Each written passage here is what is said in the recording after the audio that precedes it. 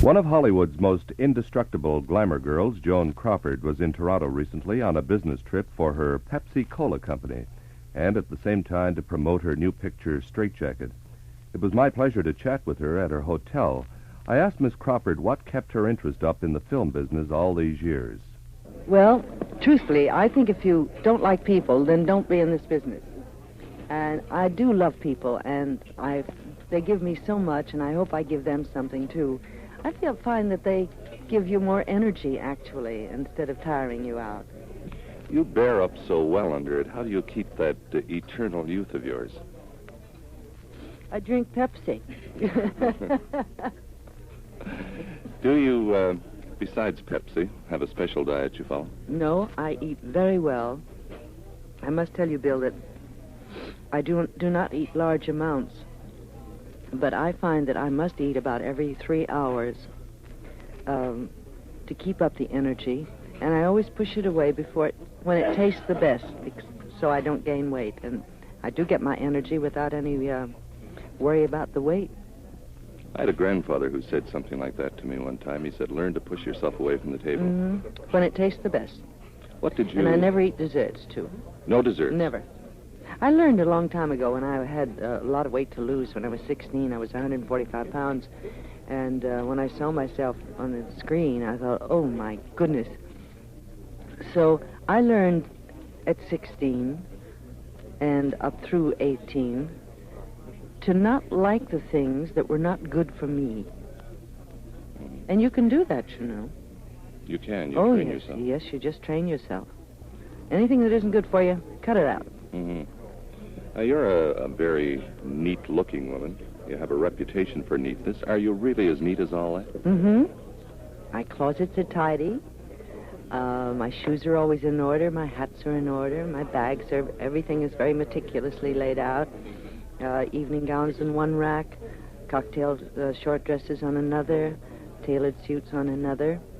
And I've just always been that way. I can't work and make these tours, Bill, and if my closets are all disorganized and dresses all mixed up, when I have to go on a tour like this and be gone for 2 weeks, I pull out a rack and I start hanging up how many travel dresses I need, how many afternoon dresses, how many evening dresses, long or short, and then I match the hats, bags, shoes, and gloves and costume jewelry with each one before anything is packed or put in a suitcase. And that way, when I get to each city, it's very simple. This hat's in this hat box, lay all the hats out. If I'm going to be there for 2 or 3 days like Chicago, lay all the bags and shoes out, pick out a dress, and there I have everything at hand. I waste no time. Well, in effect, you know then what you're going to wear almost every hour of the day for every day of the week.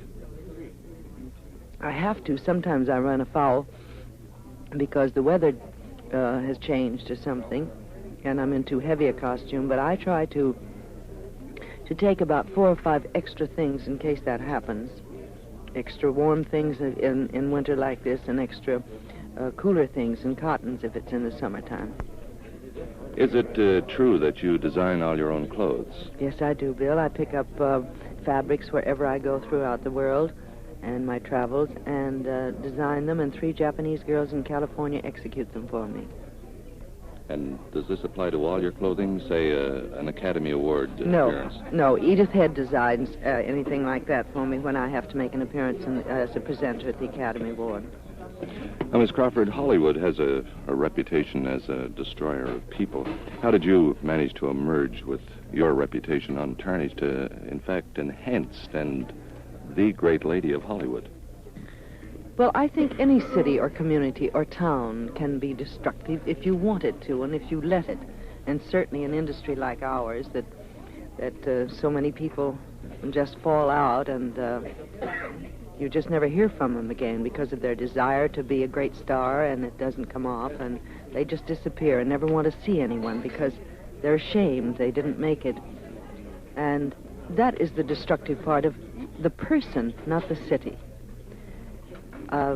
How I emerged, I don't know, except that I grew and grew and grew, and I try to grow in each experience I have, and try to give my job something because it has given me so much. Was it one of your tenets in the beginning to avoid the so-called high life of Hollywood, the wild living? Well, that's a difficult question. I don't consider the wild life of Hollywood. I think there's a tremendous desire in all the young kids that go out there. Like I know when I first went out there, I didn't have enough to do. And I loved dancing, so I went dancing every night. And that's how I got the reputation of being the Charleston queen and this and that, because I just had to dance and I had all that excess energy. But there were no wild parties or wild life. I was at the Coconut Grove and the restaurants out there that had very fine reputations. But I just had to get rid of that energy and dance. This is part, then, of the legend of Hollywood, not the fact. It is a legend indeed.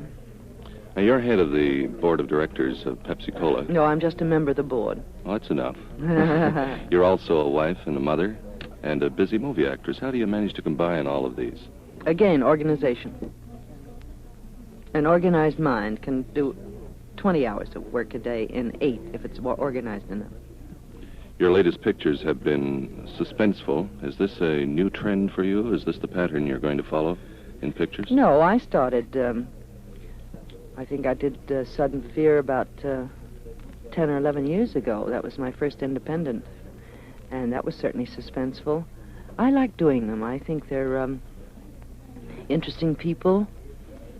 They're sometimes mentally ill or a quirk here or there, but sometimes just pursued and betrayed. But I think you'll like Strait-Jacket when it comes here. She's a very interesting woman.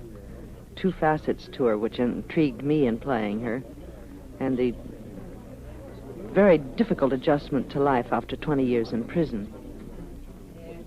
So let me know after you see it if you like it. I'm looking forward to seeing it, Miss Crawford. Is it easier to make pictures today? Well, that's a tough one. In certain instances, yes. I don't know if you read an article I wrote for Cosmopolitan this past year called Runaway Americans. I didn't believe in all the people running over to Europe to make pictures. I thought we had the greatest craftsmen and certainly trained to the superior degree, far superior to the European.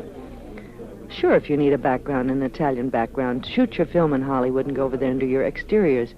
I don't believe in making pictures that go on for a year or 2 years. I would be bored to distraction. I shoot mine within 30 or 31 shooting days. And so I find it easy because I create the relaxed values that belong to picture making. There's so many tensions, moments of tension, and so many problems that come up daily that if you start out with a big problem of going overseas and a high cost of production, I think you have 10 times as many problems, and that will delay your picture. I don't think you can make a picture in Europe in 31 shooting days.